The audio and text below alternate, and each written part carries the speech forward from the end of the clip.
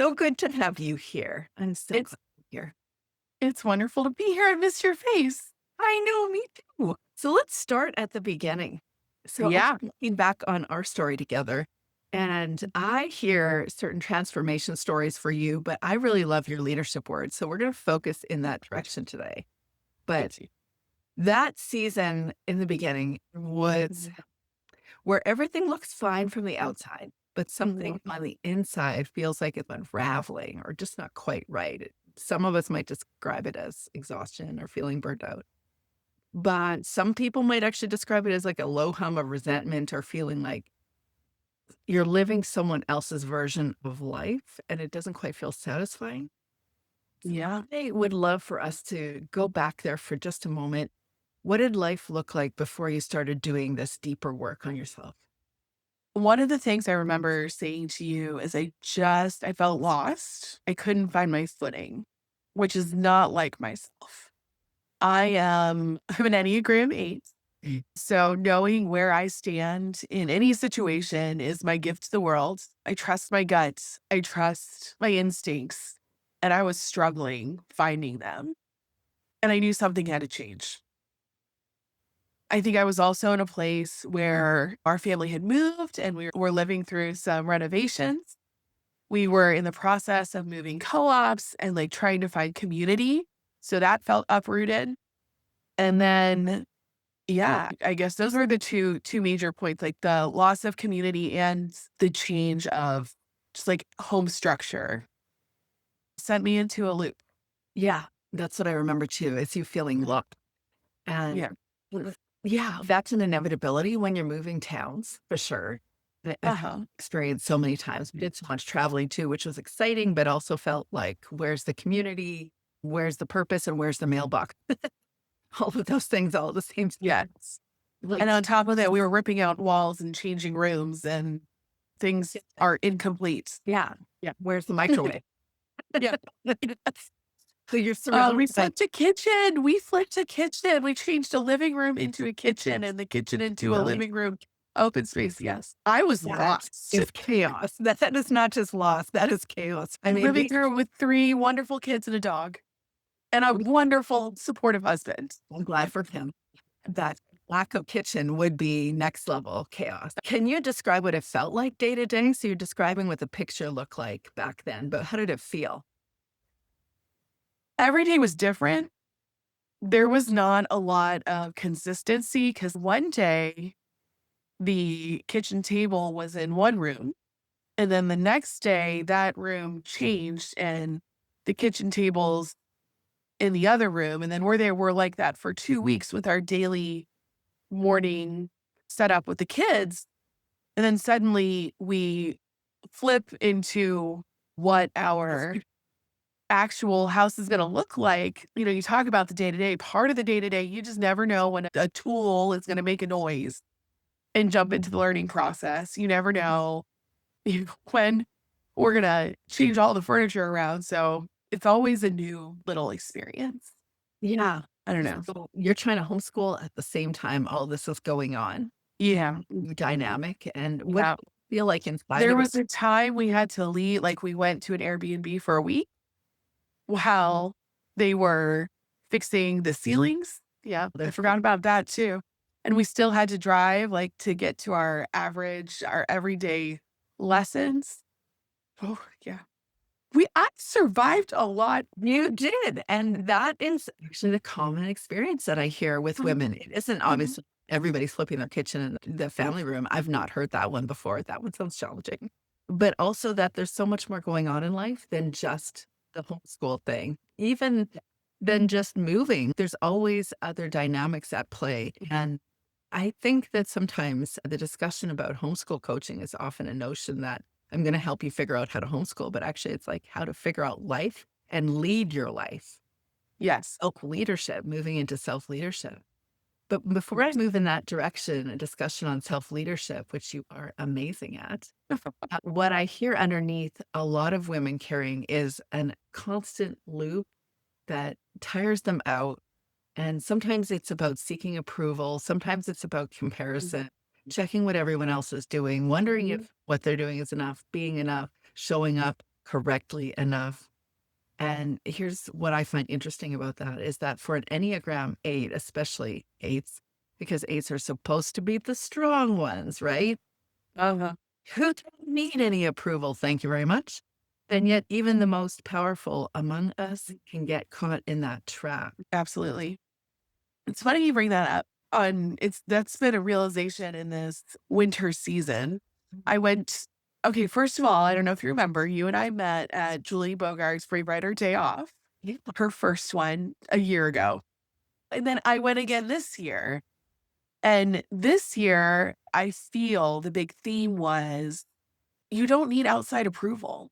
We're Mm. all searching just as humans, whether we've been I also feel the educational system sets us up for wanting approval Oh, from the outside world. It's hard to just trust yourself to know the process. We've always looked to authorities to tell us that we are good enough.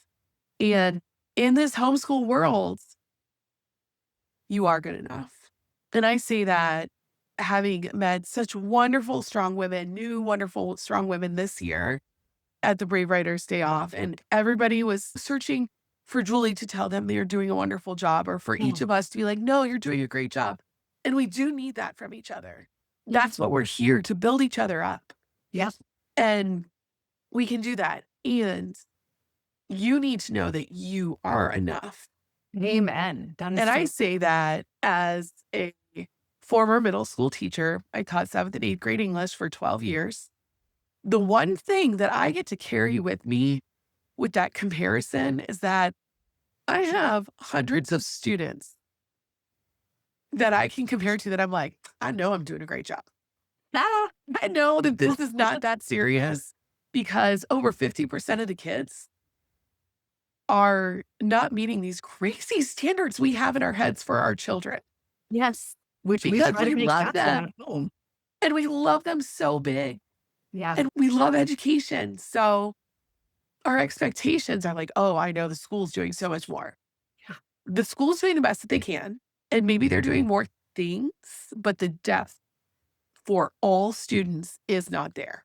Yes. And I say that from experience. Yeah, boy, do we need to hear that from teachers, from homeschoolers. We do. We need to have that. But also to ask ourselves, like, look at what you're doing. You don't just Mhm. expect them to go through a bunch of topics or go do a bunch of stuff, but you actually expect them to get it and Mhm. interact with and depending on the topic. But you really expect it to really get it. So thank you for sharing that. Because Yeah. And if they don't get it, guess what? We don't move on. So now they don't have holes yes. because they're going to. Your kid can, or you're going to find a way. Yes. Yeah. Thank you for that. That's so good. That's leadership. You know, that point though that you said about, do you know if you're enough? For me, what I've seen over the course of time is that women are looking for validation outside of themselves. So we compare to the school or to other homeschool moms or home families because we're like, we want to make sure we're doing it right by our children, which completely makes sense. And also, we were never taught, just like you said, from K to 12, really our societal pressures are always oriented toward what do other people think.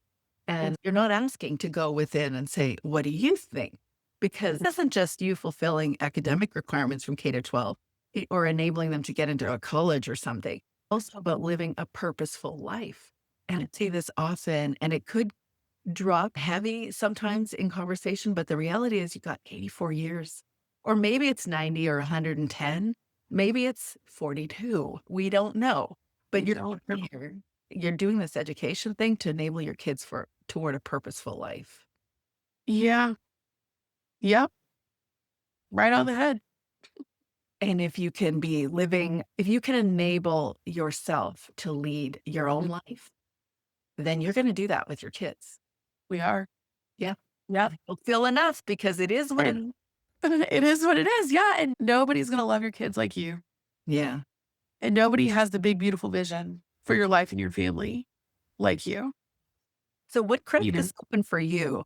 What was the moment where you uh, see the change there?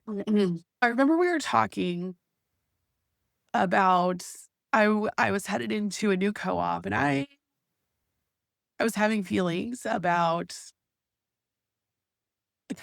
being too much or to I don't want to walk in and take over. I know I have a big personality. Like, where is that balance between being too much and just being who I am? Yeah. And we talked about how leadership is where you are, just setting the example, being strong and knowing who you are, knowing your own strengths and setting boundaries is not a negative. It's a life skill. It doesn't make you a negative person to say no or to say, yes, I will do this. No, I will not do this. You're still a team player by knowing your limits. And I think going into that, we had a deep talk, and I later did some deep journaling on what is leadership. And we came to that leadership is you don't need a title. It's within you and it's where you are and leading with your greatest, most beautiful gifts and knowing what those are and sharing them. And okay, so you're in this place where you're starting to explore leadership. Would you have said beginning of our conversations that this was the direction you were going, is getting clear on how to lead yourself, lead your life, do something intentional? No, no. I was like, oh, this is where it is. This is who I'm meant to be. Which also, if I can share this, this is the season. People come to me this time of year, every year for the last 4 or 5 years, and they want to know more about homeschooling. And I can tell you, I've had one coffee meetup. I had a text today from somebody. I have a meetup with some moms who are considering homeschooling their fourth and fifth graders on Friday that I'm ready to talk to some friends. And I'm like, I just share my story and what I know. Yeah. And that's my gift to my area and my community and the people around me. I am a secular homeschooler, and there are a lot of people who think that you can only homeschool if you have a religious element, and that's not true. All people can homeschool, and that's been, or I know people trust in me to give them the facts. Yeah, straight talk, and to share my experience. So already I have 4 meetings to help people. Hey, bought them. Okay, Just you're going to move into the coaching domain, which I think doesn't surprise me at all. Leadership, it's not activating people's lives, bringing them yeah. into clarity on what really matters and what Yes. to do with their life. Yeah. And not being afraid, I guess all giving a little of that outside approval to help them find it within themselves Yes. isn't a bad thing because everybody loves some outside approval. It's Yeah. cheerleading. It's Yes. cheerleading. Yes, But it's cheerleading. we're all here for different reasons. We all attract or draw different people. We're all drawn to certain storylines. If you want to come have a conversation with me about how to choose spelling curriculum, you're not going to find a really activated, energized person. This is not the primary focus. I would probably tell you that at the end of the day, I would tell you the story that my daughter, who is now in a pre-med program and second degree, and she's also got a business on the side doing copywriting and marketing. She uses Grammarly, and she was not a strong speller, and she would tell you that here. And so I would go, we don't need to talk about spelling curriculum, although All About Spelling was my favorite, to be honest. But nonetheless, I wouldn't be talking about spelling curriculum, but I would be talking about self-leadership and living an aligned life that feels intentional, one that comes from you that really sparks your energy. So we all have different focuses and how we want to approach our life, but we need to go in that direction because that is the cheerleading that everybody wants. Well, and people sense passion.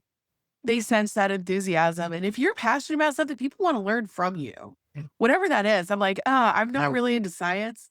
But if you give me that science teacher who's like super excited about their topic, I'm like, I will listen to you and glean something from here, even though I would never pick up a science book.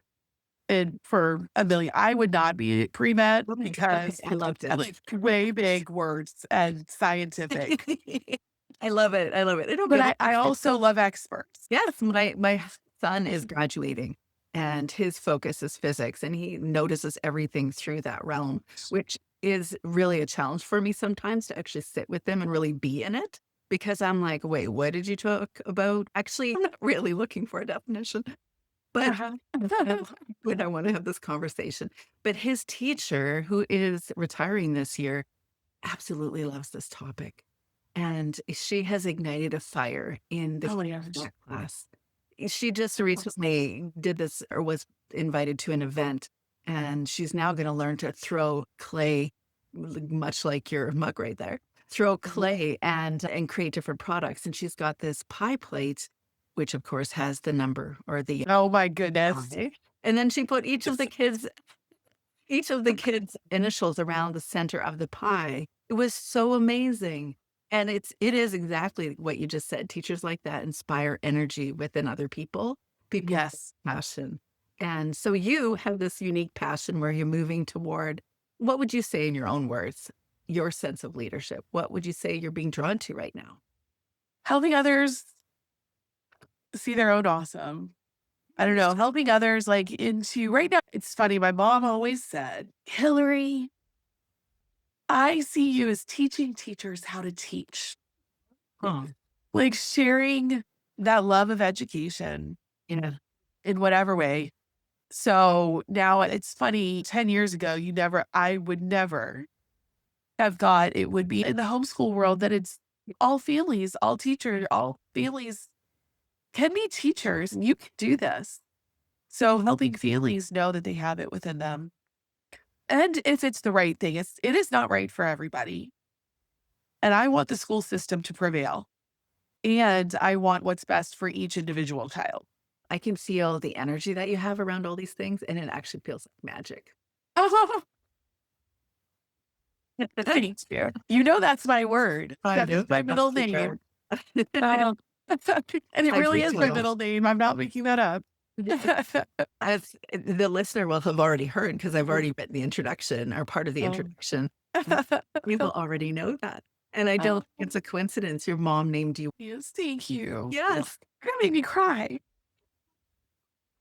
Well, to go back to that conversation piece though, because I know you're not the only one in this, that you had this storyline of, "Oh, you're too much," being told Mhm. you're too much energy, too much personality, Uh-huh. to Hilary. Wait, but I wanna sit with that for a minute because I know that isn't a unique experience because I Mhm. hear women speak about that they've been given some sort of label or in some form like that.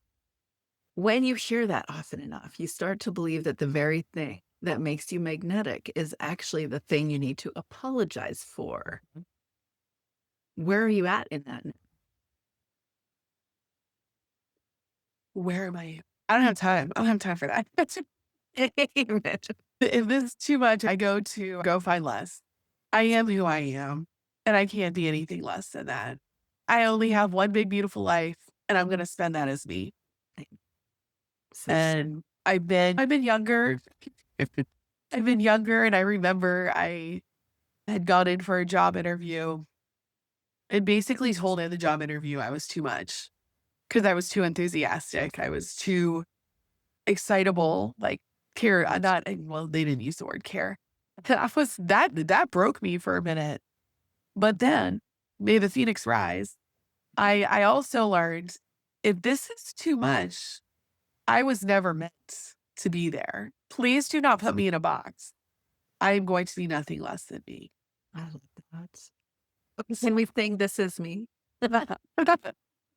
Yes. Greatest Showman. I That's right. absolutely love that song, and I Yes. really do believe that's the key to why we're even homeschooling, why we're doing this. We're doing Yeah. that to enable our kids to do that, and I think a lot of people recognize that's what they're doing, but they don't recognize that actually this journey is inviting them to do that. I look at my kids and how grounded they are in themselves in any situation. I'm like, oh, they know that they're not looking around at other people to show them their worth. They know their worth. Amazing. That's the point. Yeah. Them to get clear on not just their worth, but why they're here and what they need to do. And I see the same thing. Funny enough, though, I still default as a mom of 20 somethings and one 17-year-old. I still default to assuming that they're experiencing life similarly to where I was at then. And Yeah. so been a healing journey in that regard because my early 20s was really challenging for me. And yet when I listen to them or look at them and the way they're engaging, I'm like, damn, this is so different. They're so grounded, like you said. They're so much more aware of themselves and how to show up in the world and in relationships as well. Yes. Amazing. So there's Uh-huh. another piece of your journey that I want to bring in here because our insight or our perspective isn't the only thing that really shifts how we do things. It's actual practices that we have to Uh-huh. incorporate. Often I speak in coaching about journaling or visualizations or grounding exercises that can become anchors in life. Can you walk us through what it looked like practically for one or two things that you may have benefited by? One major benefit was our visualization exercise that you walked me through. That in the moment, because with a big, beautiful, with a big personality, it's easy to turn for me to turn on charm and move throughout the world. Sometimes it's hard to slow down and really dig deep. And so you walked me through in real time a visualization exercise that, yeah, that it just rooted me in visualizing my future passions, visualizing where I am and what I truly want for my family. Yeah.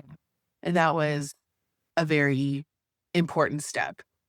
And then reinserting journaling practice, morning journaling practice to find time for myself. Because as a mom of three, it's very easy to lose that independent time. Yeah. In fact, it's impossible. Like, people are trying to find it. I'm like, "Girl, you ain't finding it." It Yeah, doesn't you gotta make it. you gotta make it. Exactly. They will survive if you spend They 15 will. minutes in the morning without them asking you Mhm, questions, whatever. They'll find a way, although there are some kids where there's an exception, but I love that. So what you're describing is you shifting how you were doing things. What I remember with the visualization exercises, mhm, there's a discussion around needs, your needs, how do you incorporate time for yourself, your mhm, wants, but yeah, the bigger picture. How do you actually wanna feel in this thing? And what do uh-huh. you wanna accomplish over the long term? And yeah, I don't think we spend time more than the first 6 months thinking about homeschooling and our vision for it, and then we don't Mhm. return to what do we really wanna do with this? And it's more than just which curriculum. Yeah. Like, it's the what is it for our whole family so that we take advantage of the freedom that homeschool provides. It's really easy to say, I'm gonna, but we have to make the plan to take the trip, to actually go see that monument we've been studying about, Yes. to go to that special little bookstore an hour and a half away and have that Narnia experience with them. Um, They have that? That sounds we fun. did, we did. So we back to that leadership. In the beginning, I was lacking community, and then over time, and with your help, you gave me, or we worked through finding confidence in the community that was right there in front of me, and trusting in the friends that I was building, and trusting in those friendships. And through those friendships, we've created this sweet little book club where every month our families each read, we have a book for the month. So December was Narnia, January was Redwall. Right now, just finished up Mona Lisa Vanishes, which Yeah. is a nonfiction book. And at the end of the month, the final Friday of the month, we host a book party. And so for Narnia, like, we had fake snow. One of the moms built a lamppost and we brought in Turkish delight and the kids all dressed up and we decorated swords and jumped through a wardrobe and we just celebrate the book. We don't test on the book. We celebrate reading because that's why we read. And tomorrow, not tomorrow, Friday of this week, we're going to be celebrating the Mona Lisa Vanishes. And my husband, who works with, he's in woodworking. he created, like, the actual size of the Mona Lisa that's on poplar wood. Did you know that it's on poplar wood? I did Yes. not know. I've seen it in Yeah. real time, but no, I did Well, not. I have not, but it's on poplar wood, and the reason the Mona Lisa is famous because in 1911, it was stolen and lost for 2 years. So, when the man stole this painting, he took it out of the frame, and he just walks down the street with this giant, heavy 20 what was it, 21 by 30 poplar wood with Wow. Mona Lisa on it. And so we're gonna do a little race with that. That sounds so much fun, and can I just I say, mean, I would absolutely have been at your book club. yeah, bringing literature to life. And one of the cool things with Narnia is that was the gift that kept on giving Wow. because there was a little bookstore an hour and a half from us that we drove. And Mhm. these people have an actual beautiful wardrobe that we went through, and they had their own little field trip process. And then recently, our local children's theater had a two-person production of Narnia that we got to see that retelling. So we've been Yeah. Oregon and having all those conversations. So we're That's reading amazing. great literature. Huh? Yeah. It's amazing because you're obviously doing something that is very memorable for your kids. There's no question they'll lock the stories in. And remember specific things. Turkish delight. That's Yeah. definitely one for my kids. Yeah. Yeah. The fake Turkish delight, of Mhm. course. Then also you just being energized doing this thing. You're creating your own community, which I know is Yes. next level, but that's a homeschool mom thing. If you want friends, you go on Facebook, your local Facebook group or homeschool group and say, "Hey, I've got a kiddo that likes doing this. Would you like to join us doing this thing?" And eventually, often, not always, but often, you can Mm. find somebody that's interested as well. But you just made it happen and you're fueling your soul by doing this thing that everybody is, yay, magic. You literally brought it. I did completely bring it. It was the people. It's the people who make it happen because they can't do it alone. You can't do these big, Yeah. Mhm. exciting things alone. You have to find your people. Yeah. We all have a role. Everyone has a really important purpose. And yeah, I'm a pusher and a planner. Yeah. But I have friends who are artists and doers and bakers and they just love my one friend. She will just drop everything and be there for you. She's the one. She's the last minute. What do we need? She's, got it. I'll go get it right. Wow. The helper. You know, the helper. Oh yeah, the helper Yeah. for Yeah, sure. we did that too for years. We had this home educators showcase where we would everyone, maybe 30, 40 families would join together and offer a theater production. And every single person was either in the show or directing it or some sort of stagecraft. I was into advertising, all sorts of different things. And it really felt like a communal event and it was big. And everyone contributed differently. I could never, ever have done what we did singularly. No. That was so much fun. A lot of work, but so much fun. Yeah. Worth it. Worth the memories. The trust is there, like with your people. And when you have your people and you can trust them, the magic you can create. Yeah. It's yeah. And I feel there are big, like we have a bigger co-op that we're a part of, but the core of us are bringing other people in and we're just making one big beautiful life for our kids. So I have to ask, because I know Uh-huh. people will ask, do you have this book club online or is this not online? Yeah. Oh, we are not online yet. We're in the upstate of in Greenville, South Carolina. And I know we've had a couple of new people join us, but I don't know if we're ready to be that big yet. Okay. Okay. I don't know. Just that into your We're talking about it. We want it to be bigger, and we don't want to get too big so that we lose the magic too fast. what I see is that the decisions that you're making about your life, about your children's education, they're really intentional. And you're Mhm. leading them in a way that is the way you're leading your own life. How would you describe who you are today compared to perhaps 6, 7 months ago? Oh, who am I today versus who I was 6 or 7? 6, 7. 6 or 7 months Have to ago. do that because you're a grade And, 7 teacher? yes. And with 2 sweet boys who are, oh man, they are 11 and 9. I don't get to say 8 and 10 anymore. They're 11 and 9. That's their life. I just I feel rooted. I feel confident. I decided on my word of the year because I can never just pick one. It's do Yeah, it. me too. Just do it. You do the thing. Give yourself a permission slip to do the thing. I don't wait for people to give you the okay, which goes back to where we started. We don't need that outside approval. And I feel like that's where I am now. I'm done looking at other people to tell me, no, you can do this. Here's your permission slip. Here's the go ahead. Here's the ticket. I'm like, I am the ticket. I am the show. I am the ride. Just do the thing.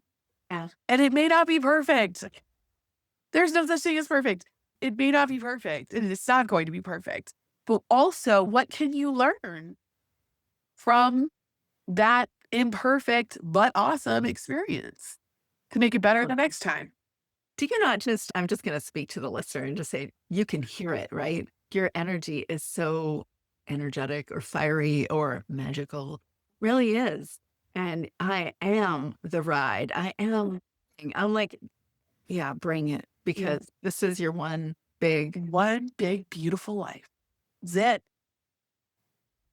cute little energy. I'm like, oh, that's so good. That is so good. it. So, what do you do when you start to feel a bit off or when you start to question that? Because this month I'm offering before our inner calm the inner critic workshop this next Friday. So when this actually airs, it'll be about a month later. But I know that even for those of us that feel confident and certain and clear of our life direction, we had moments where we go, Uh-huh. yeah, I'm hitting myself.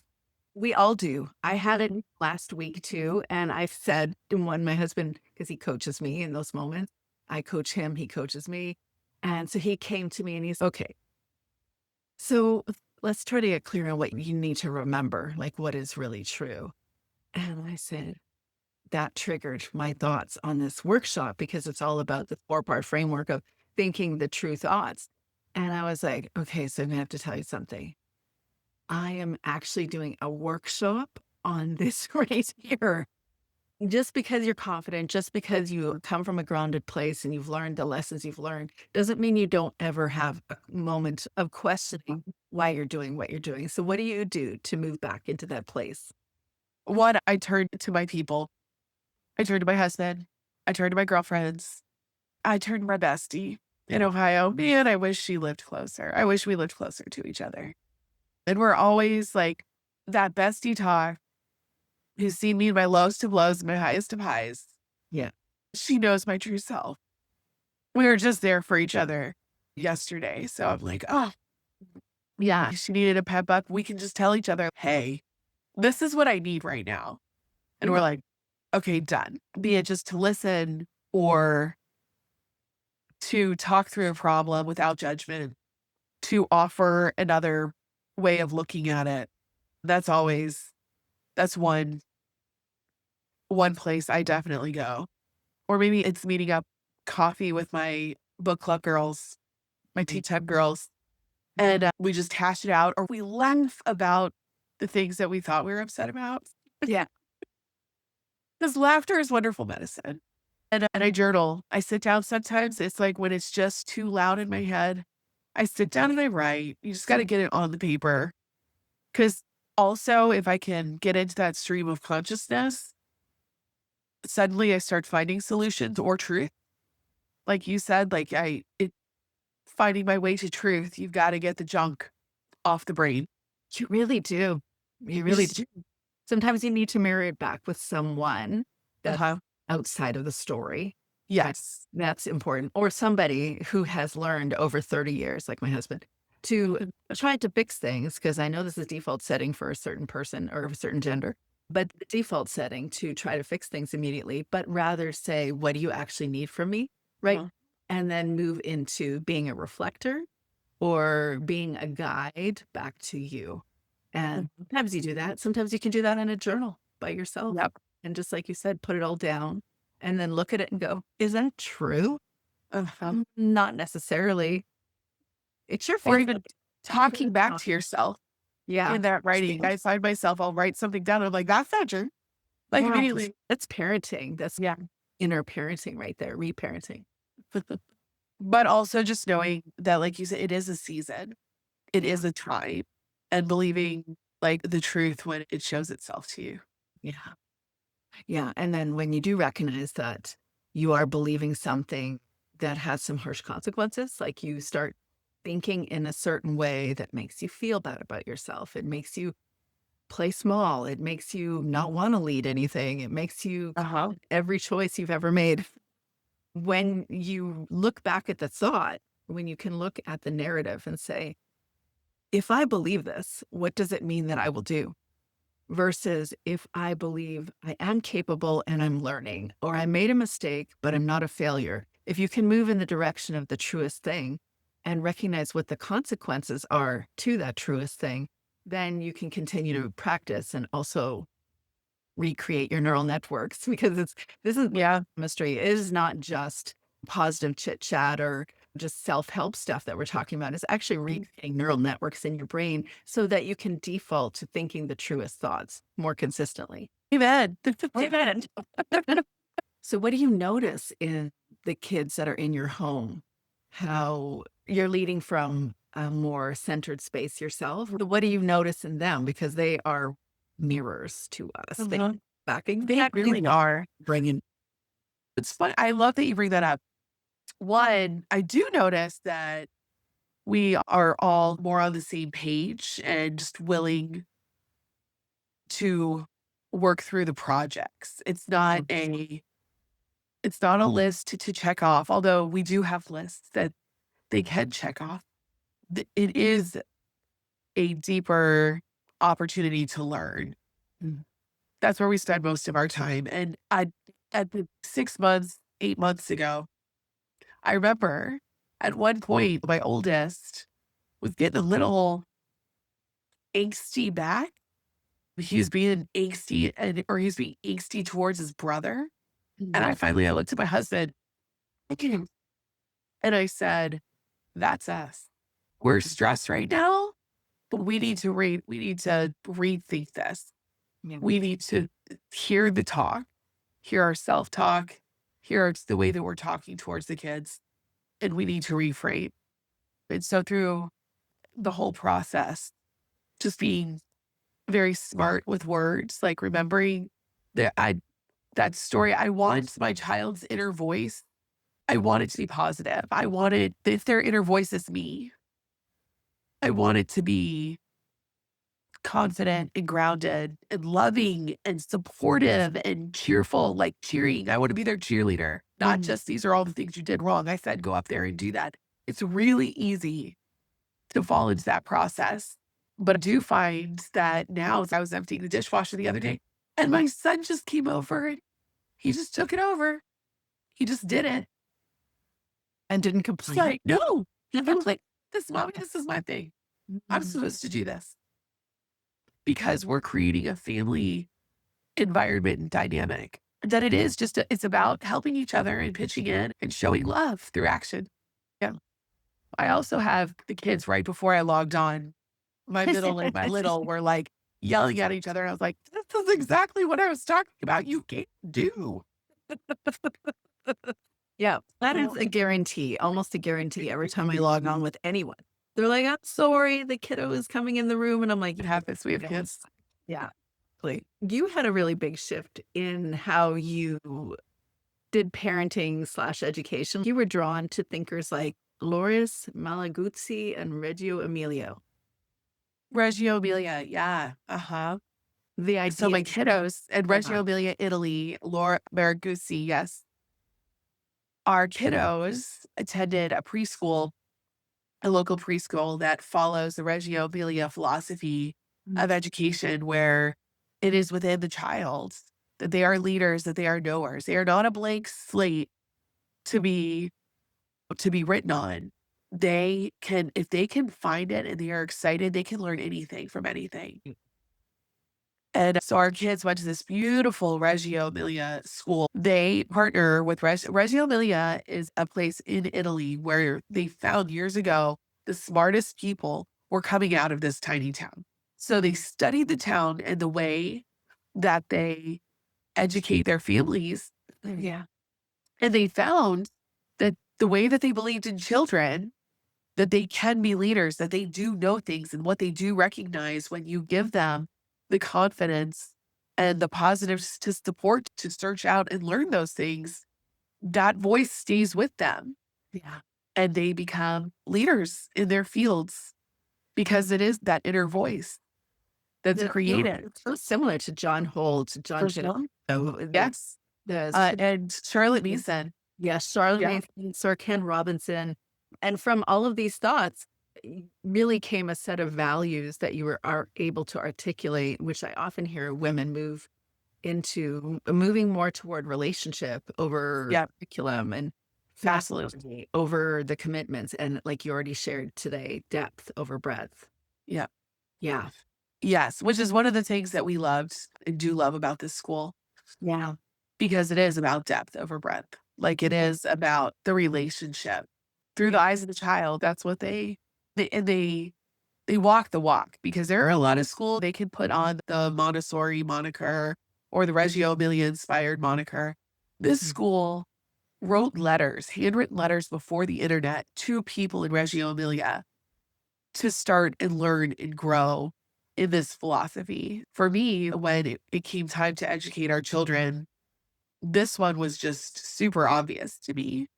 My idea of learning, my belief in learning is it's about true learning. It's not about gaining grades or having enough information poured in. I don't care if you're level D by the end of kindergarten as a reader. I do care if you have the skill set to read, if you have that phonemic awareness that you're on the path to be a lifelong reader. Because it's not about what they learn, it's about learning how to learn. Right. And that's always been our consistent thread as a family. Yeah, all of those things that you Mhm. spoke over the course of time, you just said depth over breadth, but relationship over the schedule or the curriculum, family over commitments. Those could Yes. sound like pretty little phrases, but actually it's just an entirely different way to live a life. Yes. And you obviously got the courage to move into that, but how would you speak to the mom that's listening that doesn't feel the pressure to do things in a conventional way? Part of it is like, what do you have to lose? If you keep doing the same thing and it's not working, it's not going to suddenly work. Definition of insanity.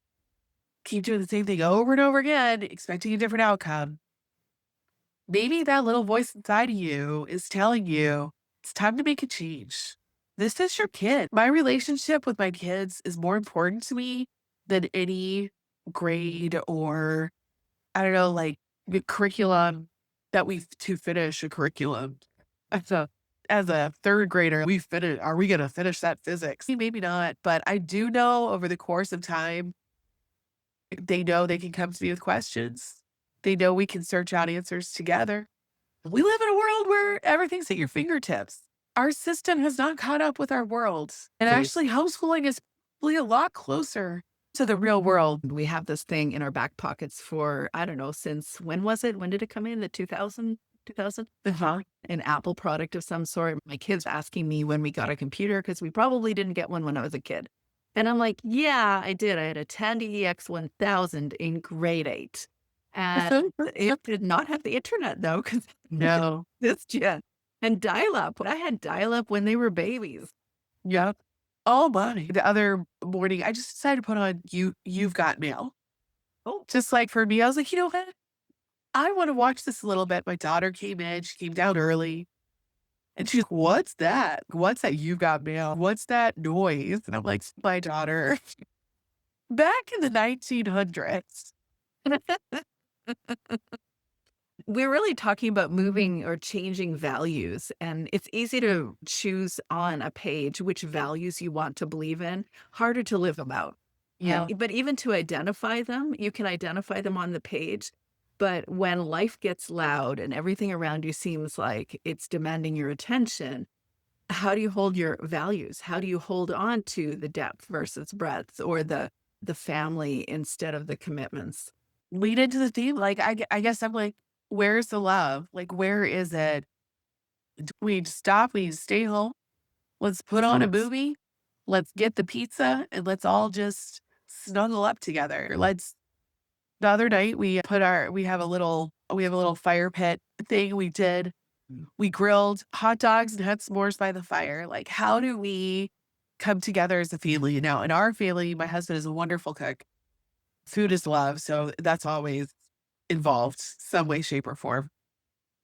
That we're gonna cook for each other, that we're gonna take care of each other, and we're gonna say no to those commitments or those other extraneous things that keep popping up. Like, we need each other now. Mm. Let's play the board game. Let's look each other in the eye. Because that's I find when we start going off the rails, like, I'm looking at the tops of heads. I'm looking for the next thing instead of looking at my kiddo in the eye and seeing them for who they are.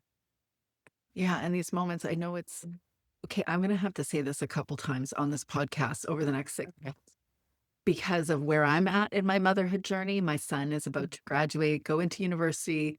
He's going into an engineering program in September, and it's 10 hours away.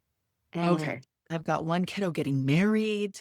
3 of my kids are fully launched. They're on the other side of the country, 2 of them, and one of them's gonna possibly go to France next year because she's 20, so you can.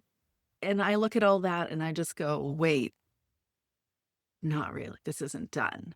These next 6 months are gonna be really challenging for me. So what I wanna say is everything you already know I'm about to say. It looks like the phase that you're in is gonna last forever, and it is a lot. I know. That's why I'm here. I'm aware it's a lot. And also, it is not forever. So cherish the moments as you've got them, even the messy ones. Actually, not kidding you. The mudroom, dirty in all of its beautiful glory of too many shoes and stuff all over the place. You're going to look back and say, I wish that was untidy just for a moment to feel like it's being really lived in. This is the phase, and you're moving into them growing up and never doing the things they're doing again. It's the path, right? It's you are paving the path and making it easier for me on this journey with these kids because you are sharing your experiences. It's easier to work through those experiences. It's easier to move forward and have faith in myself. And I'm sharing my experiences with others. We're having the coffees. I'm having the talk, make it easier for them because I jumped off and I didn't have anyone to turn to. I had to find people. Mm. And now, like, I have people and I'm sharing that back. It's just the path where you're going and where you are. Like, we're here for each other. And it makes it, I don't know, it makes it beautiful. It makes it magical. Makes it possible. Because if we don't have kiddos graduating, we don't have kiddos coming in kindergarten, moms feeling like they can do it. Yep. We have to look to each other because every phase is awesome. Yeah. Every phase is awesome. Bring it back to Lego. Everything is cool when you're part of a team. We've been singing that a lot. That's awesome. I love that. Really, again, going back to leadership, like we're all leading. We're all in our home Yes. leading kids. And yet we move into a personal growth space where we start to realize, hey, we're not just helping our kids lead their own lives, we're helping us lead our own life. And so for the woman who is afraid of getting it wrong, because that is a common conversation point, we're afraid of doing it wrong. The one who's been told, and so, It's just initial feedback. yeah, You're afraid of getting it wrong. No, it's just your first feedback. It's your first yeah, go. It's yes. that first draft. Yeah, so you're afraid of getting it wrong, and possibly being told that you're too much and have spent years trying to be less. So what would you say to that mom then who's afraid of getting it wrong, been told you're too much? What would you say to her? Where else do you want to be? Where if do you want to be less? Here is your permission slip. You can do this. It won't be easy. It won't be perfect. But are you willing to give it a go? Because there's also a lot of good that comes with it. Yeah. There's deeper relationships. There's more time. There's a lot of opportunity in the community to find other people like you, other people who want to spend that time with their kids like you, and you won't fail them because you care. The fact that you're afraid you might fail proves that you will not Mhm. because you're gonna find a way because mamas find a way. Amen. That's a podcast title right there. Is there one thing that you would want every second guessing, trying her best parent to hold on to in the days when she does feel like she's failing? You're not alone. Mm. You're human. You're not alone. And find the truth because that is not truth. That's emotion. Your feelings are not facts. You are human. We all have those moments, and you're doing the hard work. We're coming up to the end of our time together, and I could honestly keep going, and I think everybody can hear that. I can because your energy is so magnetic. I think the listeners can feel it through the screen. So I want to close with a look forward, what you're building right now, what you're most excited about in your book club, your family, your growth, your creative expression. So what are you building right now? What are Okay. you most excited about? I am excited to be talking to these new homeschool curious parents who are coming to me and asking the questions because I was alone when I started and I found so many great people and so many great opportunities that I'm happy to share that with them. I am super excited about our book club that is growing and the relationships with literature and among the kids and among the moms that are growing. I think it could be something pretty extra amazing. I There's something else that is itching up there in leadership and homeschool. And what that is, I don't know, but I am starting an a new Instagram, the Mac School of CCC, that I'm going to share our homeschooling on there as best as I can with just some of the things for the world to join us on this journey. Mhm. Like, just put Beautiful. it out there, let this energy be. So it's the Mac School of CCC. It stands for curiosity, creativity, curiosity, critical thinking.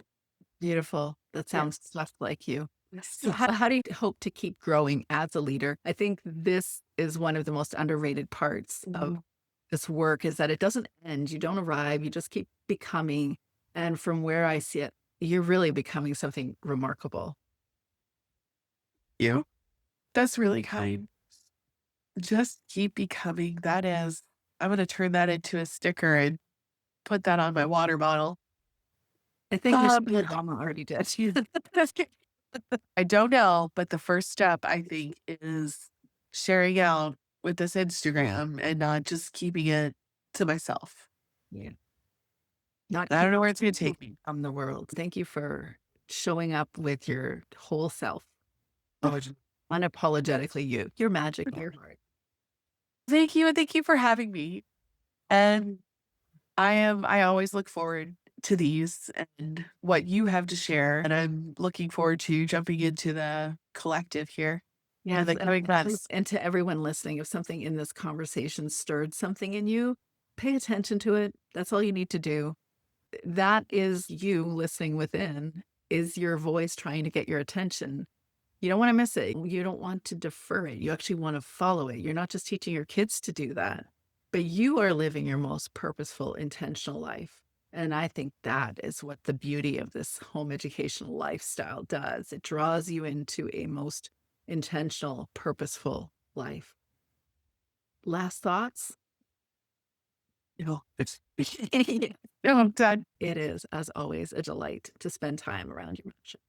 Oh, thank you. Right back at you, my friend. I love that. Girl, girl.